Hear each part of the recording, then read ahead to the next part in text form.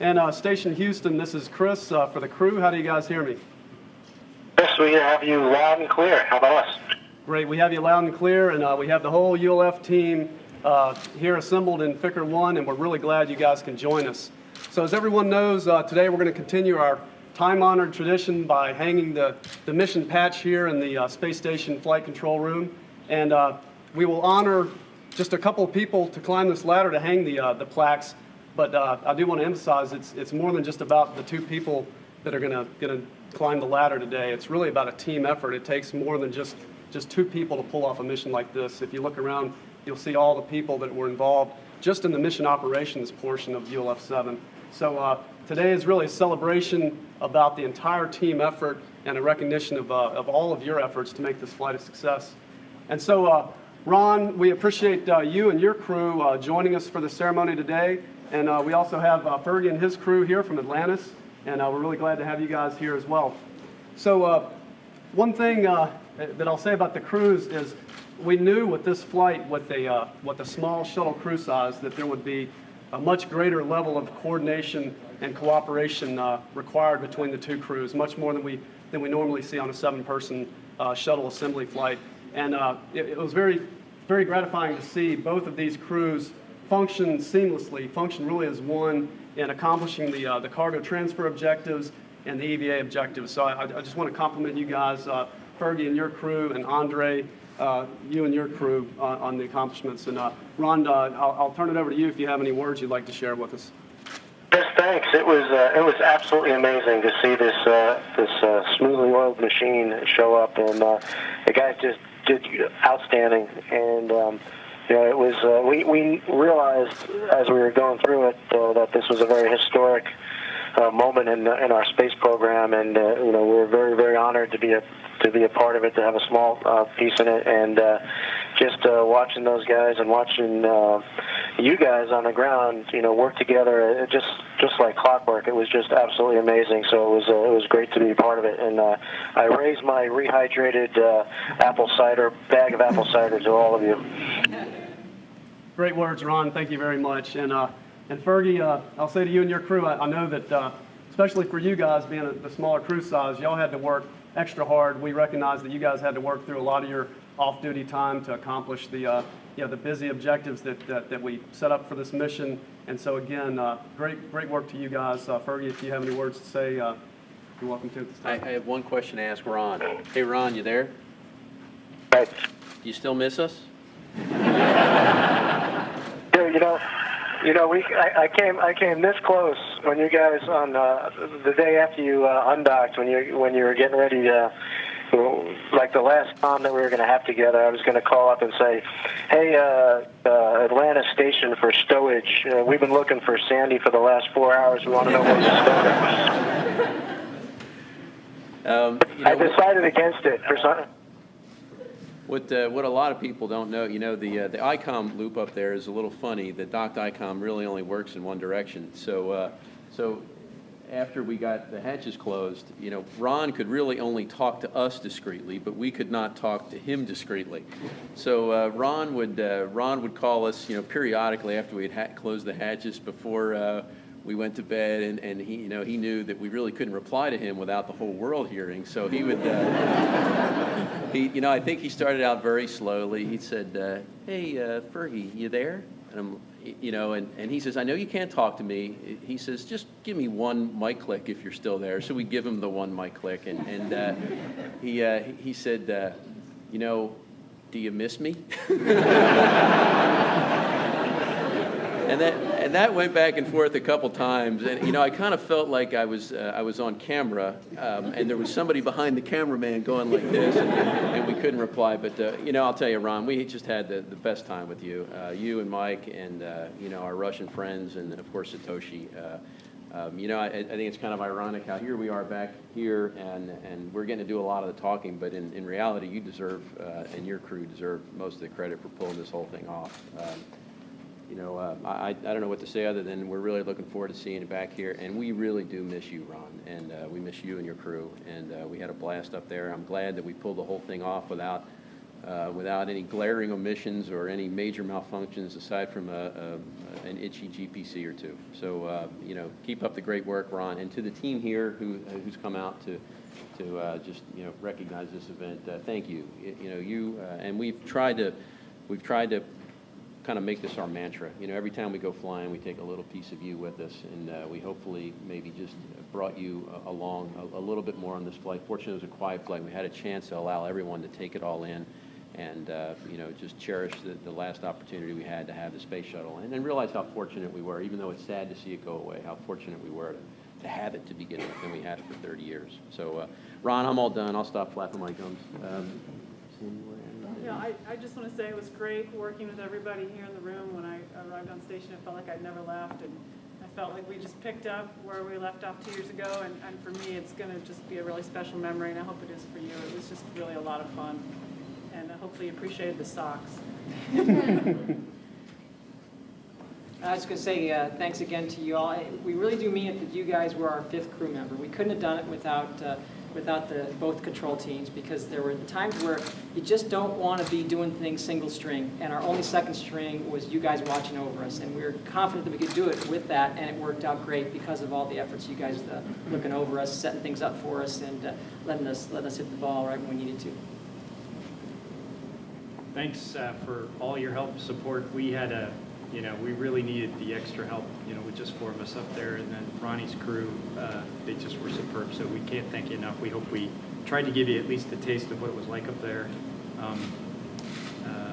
There's probably more to come. Hopefully Space Center Houston, you'll get to see a little more of what we did. And the cupola is awesome. All right. Great words. Thank you very much.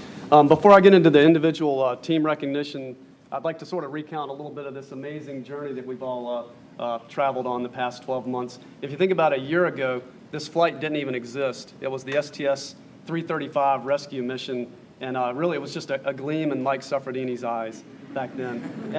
And then here we are, fast forward through 12 incredibly busy months of preparation, and look at what we accomplished. We delivered 10,000 pounds of cargo to the station. We accomplished an EVA that returned the failed pump module so it can be examined, and we also delivered the robotic refueling module, which is going to expand station's technology demonstration into the realm of on-orbit satellite refueling. So that's going to be a really neat thing. We also brought back tons of cargo to clear off to make the stowage problem a little bit better on station, and so we've left station in a lot better shape than it was before this mission, and we achieved a key station programmatic goal of resupplying the station through calendar year 2012. That's a really key date, because as we go into this transition from shuttle resupply to commercial vehicle resupply, we've essentially provided important schedule relief to the station program. So the pressure is not quite as great as it was on our new commercial providers as it was before this flight. So really great accomplishment, and again, it would not have been possible without the work of the entire team to put this flight together. And things went very smoothly on orbit. We were very fortunate that we didn't have any major failures, as Fergie mentioned. When we stood up our team, I guess that was about 9 or 10 months ago. One of my initial concerns that Kwatsi and I shared was, how do you motivate people to prepare for a flight that is not even funded yet? I mean, there were some serious doubts of whether this flight would even take place. And we knew it would be a lot of work on a shortened template to get ready to fly this flight. But it was so gratifying to see people, the trainers, the mission analysts and flight control team, the crew, everybody just jumped right into the training and preparing. They didn't spend a lot of time worrying about, is this flight going to go or not? People just really gave it 110% effort. And it was a very disciplined effort, because if we had waited until the funding was secure, when was that, like January? That we finally got word that we had the money to fly this flight? It might have even been later. It was later than that. I mean, think about it. If we had waited until that point to really start training and preparing in earnest for this flight, it wouldn't have happened. So again, I can't thank you enough for the hard work that you guys did, and the real focused dedication that you did to prepare for this flight. And also another thing that we sort of touched on before, the level of coordination between the two crews that was required to make this a success with such a small shuttle crew complement. We had a similar requirement for coordination with the ULF-7 leads and their increment 28 counterparts because, again, the small shuttle crew size meant that the station crew was doing the EVA.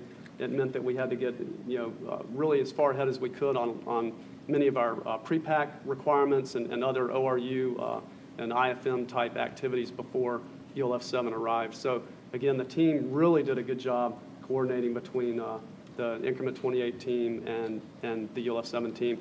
If the ladder were a little bit bigger, or actually a lot bigger, I'd like to get everybody up there because it really on this flight, since we didn't have a single failure that resulted in any single discipline having to pull our bacon out of the fire, it really would be nice to let everybody go up the ladder. But because we didn't have one of those moments, I sort of had to look at what teams, besides doing great like everybody else, what teams had to come up with real innovations, new ways of doing business and new techniques in order to make this flight happen. We've already talked about the small crew size. That was just the key limiting factor for this mission.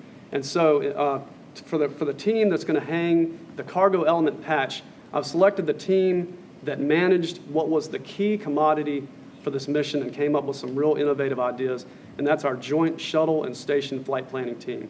So if I could have Greg Whitney represent the FAOs and Roy Ann Nemus representing the ops plans to come on down.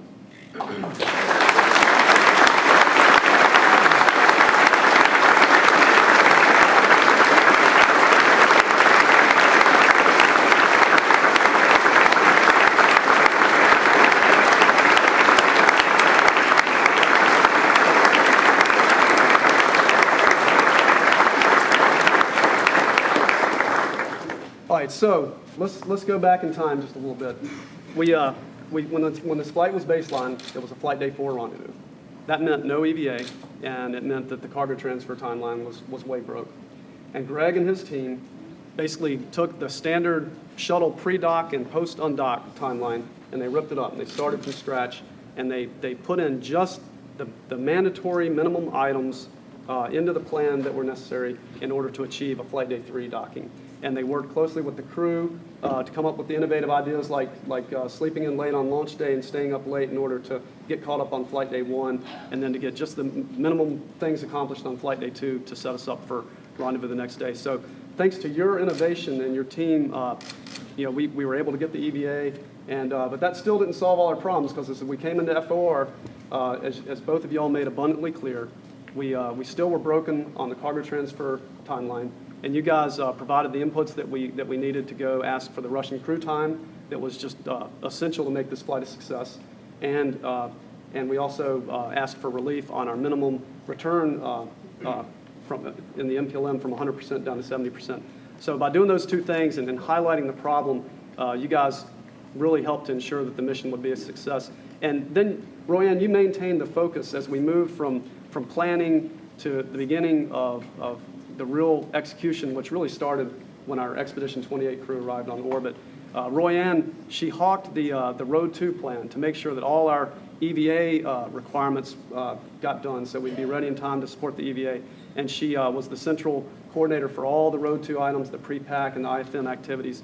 And then as we went into the actual ULF-7 timeline, she, off on her own, worked with the Increment 28 team to have that list of get-aheads for the extension day. And when the extension day became reality, it was ready, and it was not just a single day that we plugged in. It was basically a rework of several of the days, dropping in high-priority science, dropping in IFM activities, as well as additional stowage and organizational activities on the station timeline. So again, thanks to both of y'all's hard work, the flight was a great success. So Greg, in recognition of you basically enabling a lot of the key objectives to be accomplished on this flight, I'd like you to hang the cargo element patch.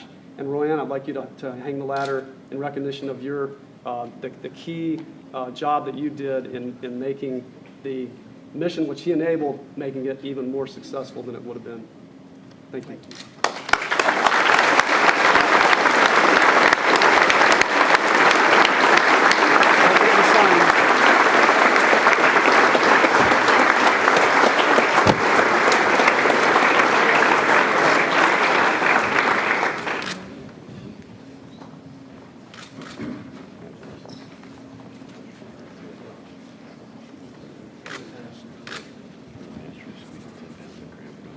To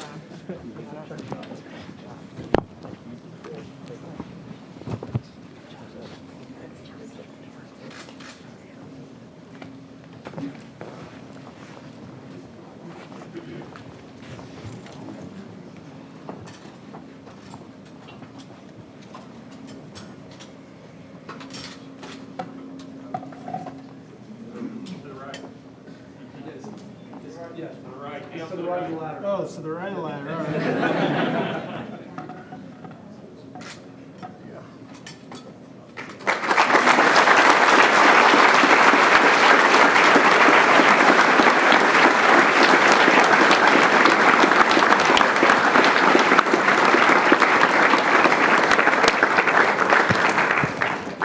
All right, so for the crew patch, we have another team that had to innovate. There was something unique about this mission in that we were flying two MPLMs, a PMM and the MPLM itself.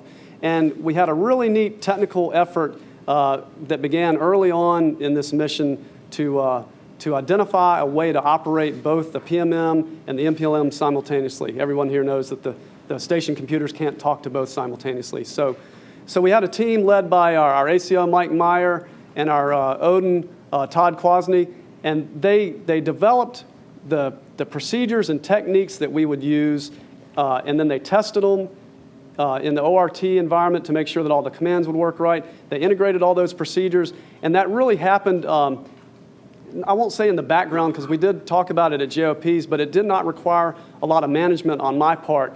And we had another key component of that. Our lead ECLIS, Elisa Truscott, she also was involved with this development because we had to satisfy her loss of smoke detection flight rule criteria in order to put the crew to bed at night. So Elisa played a key role in this development as well. In fact, our baseline plan had the crew closing the PMM hatch every night, and Elisa disagreed, and she wasn't reluctant or hesitant to speak up with her disagreement. But more than just disagreeing, she provided solid rationale, including previous flight precedents for leaving the hatches open. So it was just overall just a great example of flight control systems knowledge and coordination that made that happen. And then in real time, we did that procedure twice a day, and it worked just fabulously. And it was one of the enabling technologies that made this flight a success, because if you can imagine the PMM, had it been dark,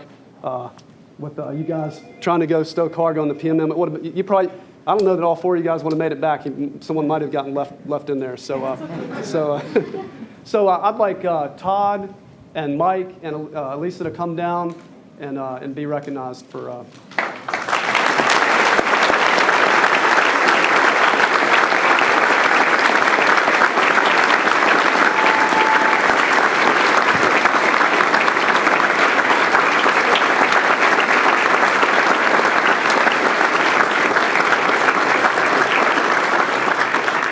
So again, as the principal procedure author, Todd, I'm going to ask you to climb the ladder if you're ready to assume that responsibility. And you guys keep him on. Well, hang on the ladder. Sign. We'll make sure. All right, there you go. Sign the plaque. Hey, Chris. 5 minutes to Atlantis. Okay. Okay, yeah. All right, and we will wrap this up. Thanks for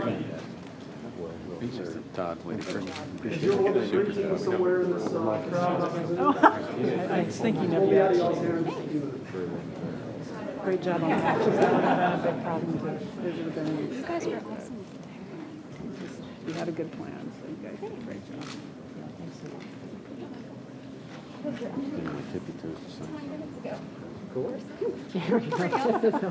Both times. It's reliable. I think I'm only going to get that one now.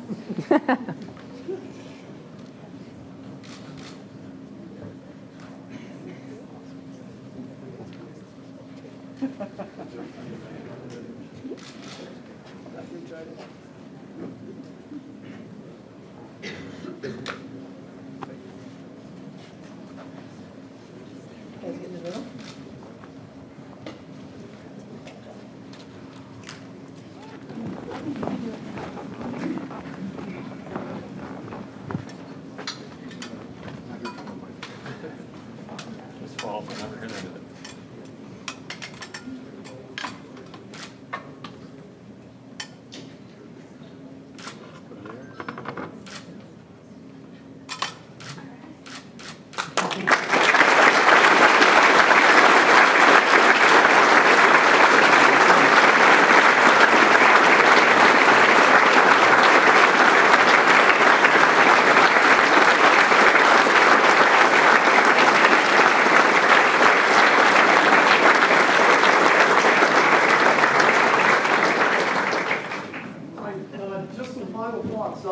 And before those thoughts, I do want to specifically call out thanks to the Orbit 1 Flight Director, Jerry Jason, and his team that did a fabulous job on this flight, and Orbit 3 Courtney McMillan on the planning team. You guys also had everything just set up perfectly for us every day. So thanks to all the teams that made this flight possible. I'll leave you with a final thought. The baton is now handed off from the shuttle team to the station team. So now you guys, the Space Station Flight Control team, you are responsible for not only the crew's safety on orbit when you come in, but really you have in your hands the fate of the U.S. human spaceflight program. So never forget that when you come into this room every day. Thank you.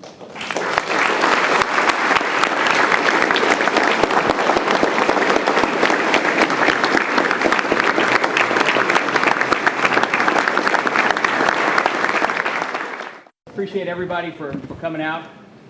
This is certainly a very special occasion.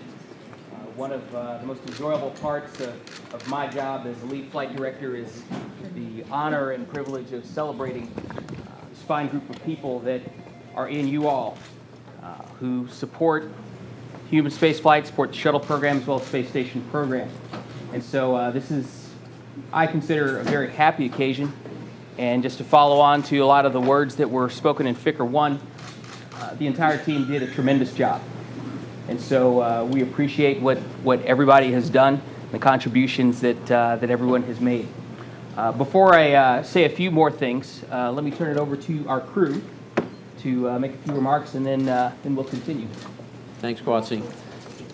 Well, first of all, we certainly couldn't have done it without all of you. And I think we tried desperately to recognize everyone's contribution to what, not just this space shuttle flight, but to the overall success of the space shuttle program. And of course, we would have loved to have thanked everybody personally on orbit. We hit up as many folks as we can. But I've said this before, and I'll say it again.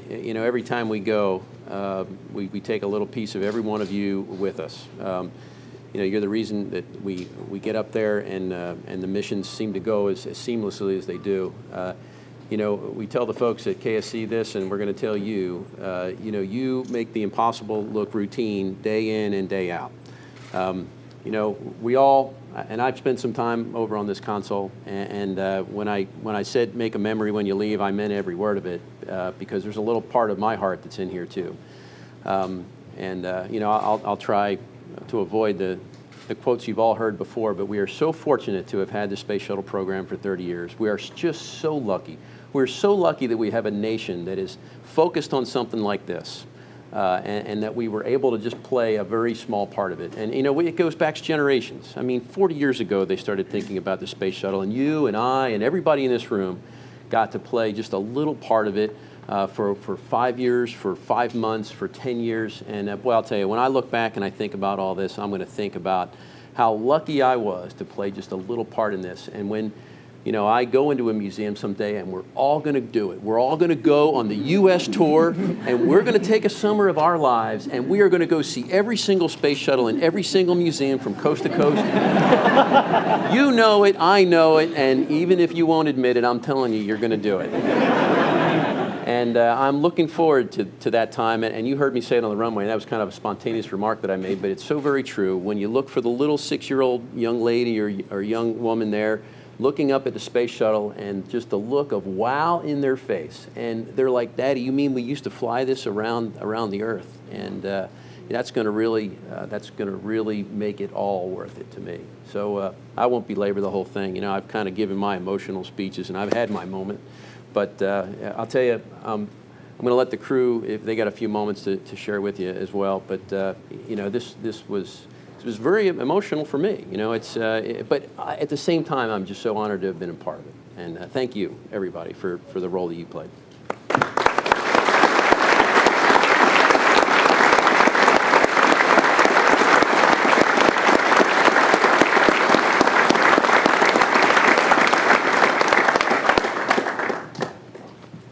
Say something? You bet. You got to say something. No, I would just like to say, please enjoy this, savor it, take it all in.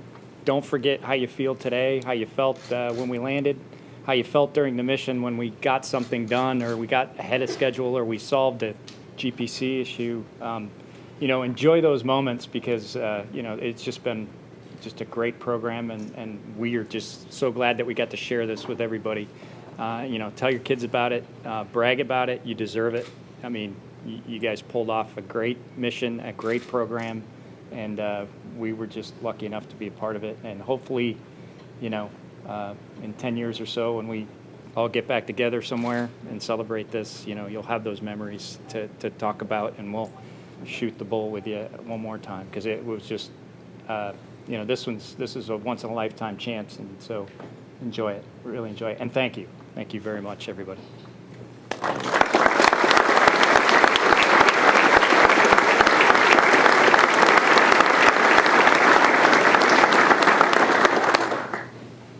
Okay, I've been honored to be a part of your team in a number of different ways over the years. It started out as a Mech 1 back room for the MAX console back on STS-27.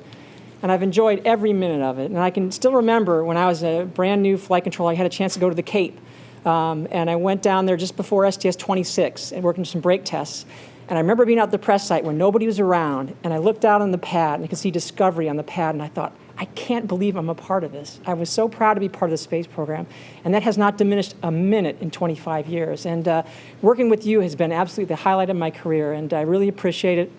All the wonderful work you've done for us, and for making it, really setting us up for success when we go out and fly. So thanks, and I've absolutely enjoyed every minute of working with you guys. So appreciate all the help.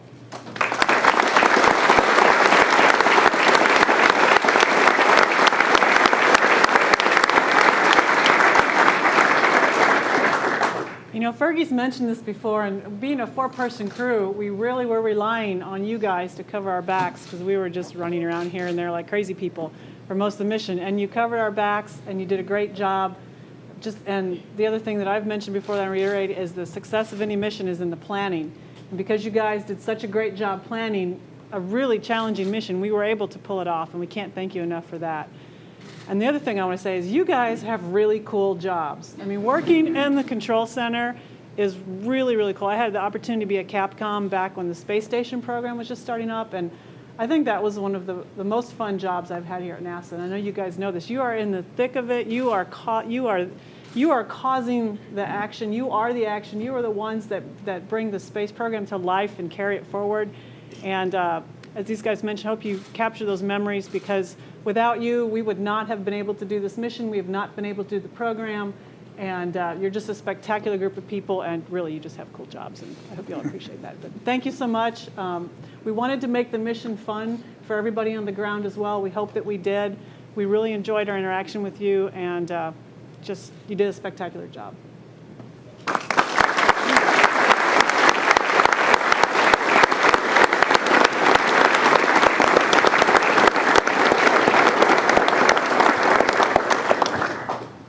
It's incredible. This flight has meant so many different things to so many different people. It represents different things to different people. There are those outside of our family who think that this flight was an opportunity to keep the program going just a little bit longer, perhaps in the vain hope that the policy decisions that led us to this moment in time might change. There are those who felt that this flight was an opportunity for all of us to end our careers as shuttle flight controllers with a bit more dignity than perhaps we otherwise might have without it. There are those that see this flight as a necessary tool for ensuring the viability of the International Space Station program. Our leaders and those that we work for, those we serve, have made the decision that we're going to put considerable interest in commercial cargo providers, and those companies are still learning many of the things that we have learned over the course of the last 40, almost 50 years. And so this flight represented very important mitigation of risk in the event that those companies, that those newly emerging players experienced the delays and the setbacks that we experienced as we were learning how to do this business. And for those people, this flight represents a very intelligent buy down of that risk. But when I think about this mission, when I think about the teams, and I think about this crew, I see this flight for what I believe it really is, which is a bold statement, is a bold statement about who we are and what we do. You know, the people that supported this mission, many of them are facing new careers supporting International Space Station or some of the follow-on programs like MPCV, SLS, and so on. For many of those people, although they might be grateful to have those opportunities, there's a tremendous amount of uncertainty associated with that. There's still a lot of members of our family, as we all know, who don't necessarily have plan or provision after the normal phase of transition and retirement is completed. And yet, we've been asked by those we serve, those we support, those we work for, to plan a mission, to execute a mission with unique provisions, unique circumstances, unique attributes, and to execute that mission just as flawlessly and just as safely and just as perfectly as we've executed the missions that have come before it. And throughout that confusion, throughout that turmoil, throughout the fear that many have felt, you did not shirk your responsibility to execute our human spaceflight enterprise safely and with the utmost professionalism. You did not neglect your responsibility to cover absolutely every angle and to keep fighting everything and everyone we have to fight with every flight in this war that we wage against gravity. To keep fighting until we'll stop on this mission. We never lost focus. You never lost heart. You never lost your morale. You never lost the discipline with which we have been taught to come into this room and all of the surrounding rooms to do what we do. And to me, that is the most bold statement that could be made about this flight, about this team, and about this agency and the people that we support. And for that, I think you all deserve to be commended. So let's give yourselves a round of applause.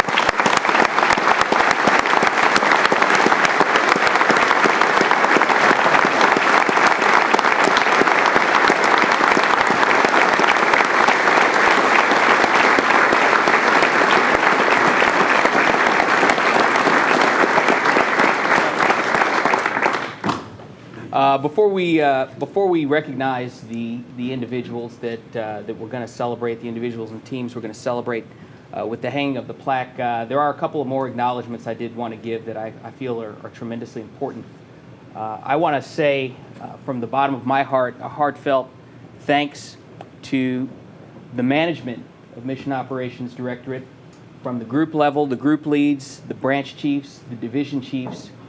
You know, we have the honor of walking into this building whenever we have the chance to do that and fly spaceships. But these people have been watching and worrying about each and every one of us. And we couldn't do what we do if they did not do what they do and in taking care of us, not just on the NASA side, but the USA and Barrios management who've been working tirelessly to make sure that we have what we need to do what we need to do, even in the face of such challenging policy shifts and policy changes. And so on behalf of the flight control team, I do want to thank the management of MOD. Thank you. And not only thank you for taking care of all of us, but thank you guys for hooking me up on my team. I appreciate it. Had an absolutely fantastic team of folks. So let's give a round of applause for our management.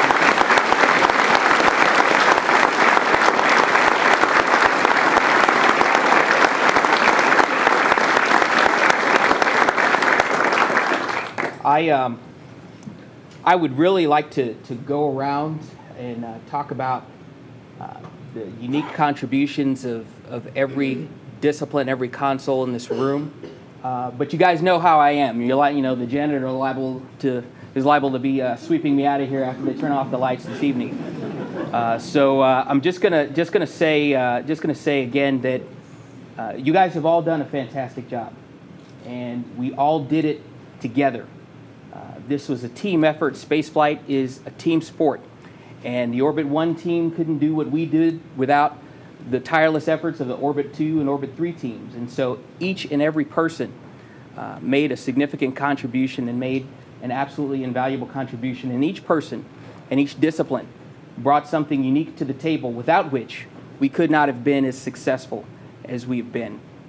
I do want to say that this is not the end. I know a lot of people believe that, and there are a lot of people that don't. But this is how it is for those of us who are servants and who are stewards of things that those we serve have entrusted us with. This is how it is. And it's not the end. We have a huge, absolutely marvelous monstrosity of a space station in orbit, which is capable of advancing our knowledge of how to keep people healthy in space so that we can actually make an intelligent trip to Mars or to an asteroid or wherever it is that they tell us to go. We have a lot of work left to do. And I'm not saying it's not the end just to boost your morale, because I know you all are tired of hearing that. But the thing I think that has been lost in the conversation is that we still have a lot of work to do. We still have to keep these crews that we send to the International Space Station, whether we send them on a shuttle or strapped into a Russian rocket or a Japanese rocket or a U.S. commercial rocket, we still have to keep them safe on that space station. We still have to protect this multi-billion-dollar international asset that we've invested so heavily in, that we've not only invested money in, but that we've all invested so much of our lives in. We still have to protect the capability within Mission Operations Directorate that has enabled us to do what we do as we cross this chasm of changing policy. And that's a hard job, because we don't always know how we're going to do that. Because when we get to the back end of that and we do have some kind of focus, whatever that focus is, on building this space system or that space system, executing this program or that program, we have still got to be the team that is capable of doing what we have done. And that's going to be difficult. So it's not the end. We have a lot of work to do. And this group of people is capable of doing that. So in the spirit of celebrating so many of those things that we take pride in and that we enjoy about our work, there are a couple of disciplines that I want to recognize for their excellence and superior performance during this mission, recognizing, of course, that everyone did an absolutely fantastic job. Now, as you know, we had a unique and rare opportunity to run our GPC MAL a couple of times on orbit. In fact, the reason we had the second GPC failure, I told Fergie, the reason we had it is because he made the mistake of actually telling me on a phone call, I didn't share this with you guys, that he actually had fun running Frippy 1, so we said, okay, we can do you one better. It's fine. But when we had those anomalies, of course, the first one took place right before we were getting into the rendezvous checklist on rendezvous day, and of course, the second one occurred in the middle of the night. The DPS team responded to those failures in classic flight controller fashion. They assessed the anomaly, they leveraged the information that they had available, and they made very quick, very timely, and intelligent decisions about what to do, such that we were able to get back on track and not be derailed at all. And I think the work that they did in responding to those failures, and fortunately they weren't serious problems with the computers, although the situation was serious. I think the work that they did represents the finest traditions of flight control and of Mission Operations Directorate. So I would like to recognize our lead DPS officer representing her team, Amanda Coots. I'd like her to hold the ladder.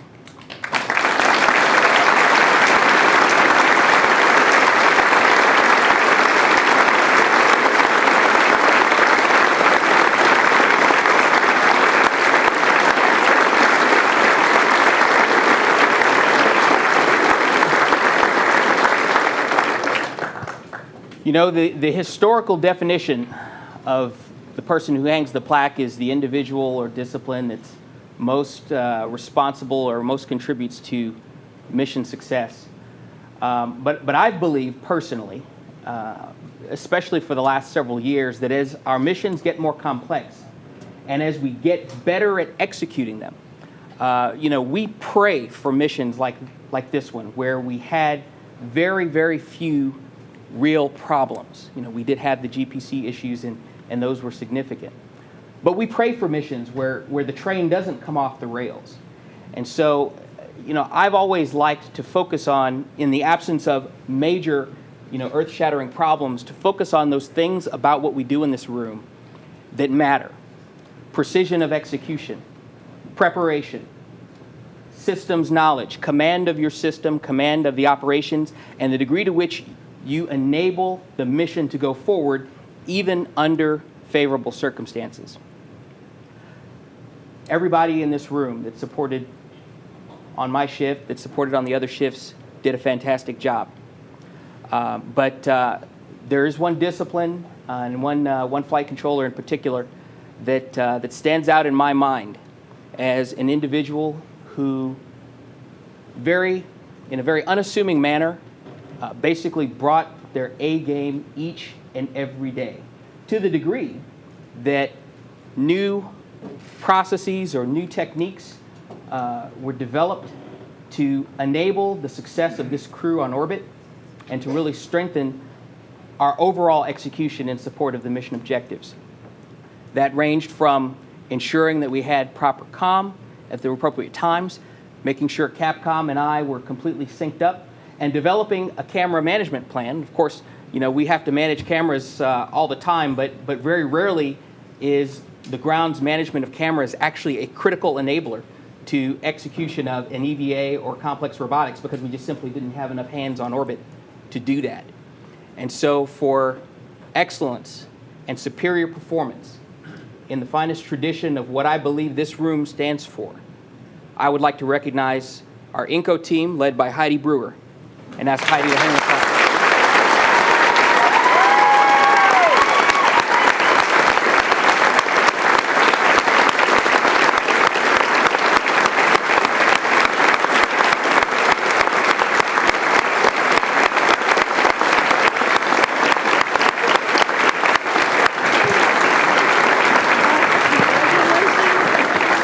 So if Heidi and Amanda can fight their way through the crowd to sign the plaque, and our crew can sign the plaque. Actually, do we have a pen? You guys have that secret pen? Oh, we got it? That'll work. Okay, excellent. All right, we got it covered. There we go. We got one. We got it covered. We got one.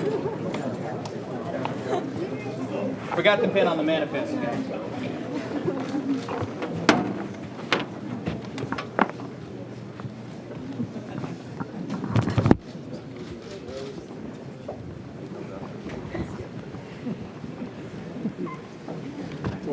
Just the beard.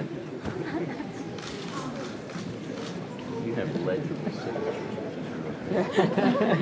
Or you just scribble.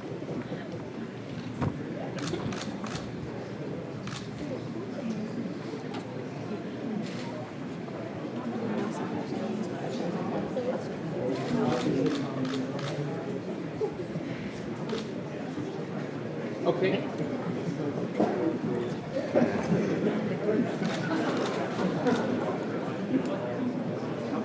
All right, ladies, let's make our way to the front of the room. There you go.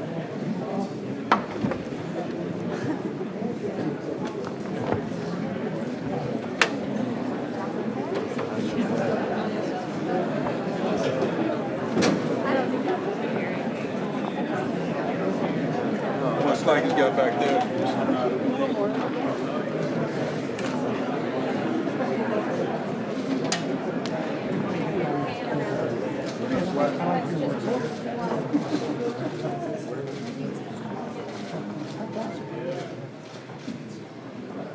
Ready?